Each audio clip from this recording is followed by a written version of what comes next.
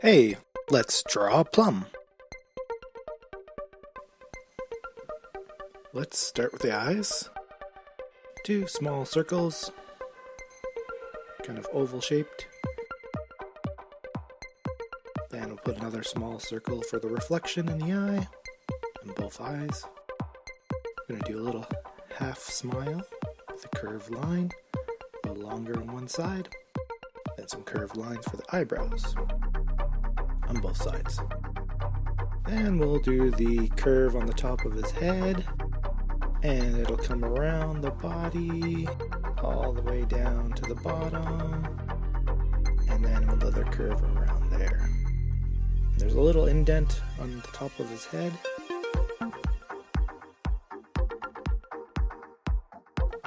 Make the line a little bit thicker on the bottom, just to add a little weight on the bottom there of his body.